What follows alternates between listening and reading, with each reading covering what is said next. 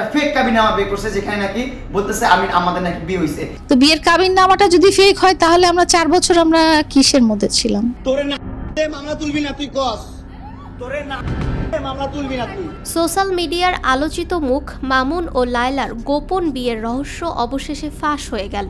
ফাঁস করেছে লায়লা নিজেই। সম্প্রতি এক নাটকীয় মোড় নেয় তাদের সম্পর্ক। যদিও এই ঘটনা নতুন নয়, এর আগেও এমন ঘটনা ঘটিয়েছেন তারা, কিন্তু এবার চরম তিক্ততা আর বাগযুদ্ধে জড়িয়ে পড়েই লায়লা নিজেই সামনে আনেন সেই বহু আলোচিত কাবিননামা, যা এতদিন ছিল লোকচক্ষুর আড়ালে। আমি আমার পরিবারের উপর থেকে, আমার সন্তানের উপর থেকে এই মানুষটার ছায়াটা আমি দেখতে চাই না। আমি চাই যে ভাই আমাকে ছেড়ে দেন আপনি। কাবিননামার ছবিতে স্পষ্ট দেখা যাচ্ছে 2022 সালের 14 জানুয়ারি 5 লক্ষ টাকা দেনমোহরে আব্দুল্লাহ আল মামুন ও লায়লা আক্তার ফরহাদের বিয়ে সম্পন্ন হয়। আর এতেই সোশ্যাল মিডিয়ায় পড়ে যায় ঝড়। যেখানে মামুন সবসময়ই বিয়ের প্রসঙ্গ এড়িয়ে গেছেন, সেখানে লায়লার এমন চমকপ্রদ প্রকাশে অনেকেই বলছেন এটাই বুঝি সেই চূড়ান্ত পাল্টা ঘুঁটি। কে জানে এই কাবিননামার পেছনে আরো কি কি গোপন অধ্যায় লুকিয়ে আছে। সময়ই সব বলবে। তুই আমার ডাটা ট্রান্সফার কেন করবি তোর মোবাইলে? তুই আমারে অজ্ঞান করে আমার মোবাইল থেকে ডাটা ট্রান্সফার কেন করবি? তুই স্টুপিডের বাচ্চা, জানোয়ারের বাচ্চা। তোর বাসায় এনে কাজের লোক টাকা আনিস, আবার জানোয়ারের বাচ্চা কোথাকার। मेरी जिंदगी है तू। শোনো, তুমি কিন্তু আমার মানসিক শান্তি কখনো একা করে দিও না।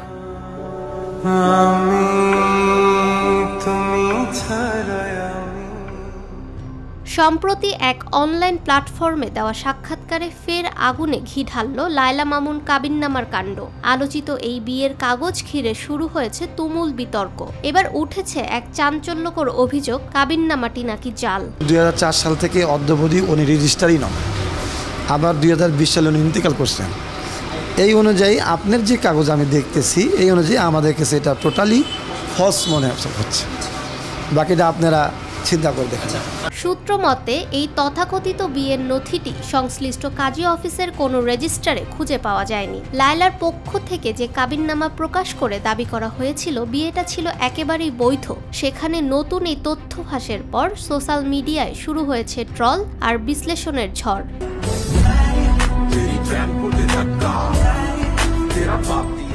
কাবিননামায় উল্লেখিত কাজী অফিস কর্তৃপক্ষ জানায় এই কাবিননামায় যেসব নাম, স্বাক্ষর ও সিল রয়েছে তার কোনোটি আমাদের রেকর্ডে নেই।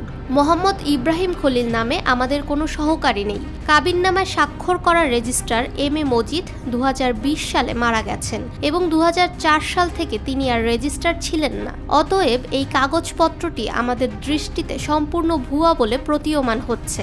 একটা ছেলে কতটা অসহায় হইতে পারে ভাই, কতটা অসহায় হইতে পারে আমি বুঝাইতে পারবো না। আমি একটা দুইটা মামলা 5টা মামলা করছে এই মহিলা আমার নামে, এই জবরদস্ত মহিলা আমার নামে 5টা মামলা করছে। 5টা মামলা কইরা আমার যেমনি মন চাই সেমনি নাচতেছে।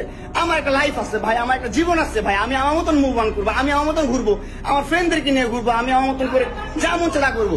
তুই এগুলা কেন করতেছিস? হ্যাঁ, তুই তো আনছিস আমার তোর বাসায়। তোর বাসায় ঢুকতে না দিলে, তোর বাসায় শুইতে না দিলে আমি কই থেকে আসছি? আমার বাপের যোগ্যতা আছে তোর বাসায় ঢুকার? তোর যোগ্যতা আছে আমার বাসায় ঢুকার আমি ঢুকতে না দিলে? হ্যাঁ, সিকিউরিটি কল দেস, ইলেক্ট ফোর্স কল দেস, জানোয়ার মহিলা কোথাকার। হ্যাঁ, কি করি বল? তুই কি করি বল? কি করি বল? কি করি বল? তুই কি করি? তোর বাসায় কিভাবে আসছি বল? বল কিভাবে আসছি? তুমি জানো তুমি আসছো কেন আমার বাসায়? তুই বল। তুমি যদি আমার কিছুই না আমার বাসায় কি করো? আমার বেডরুমে তুই তোরাই কাঁদছিস আমারে।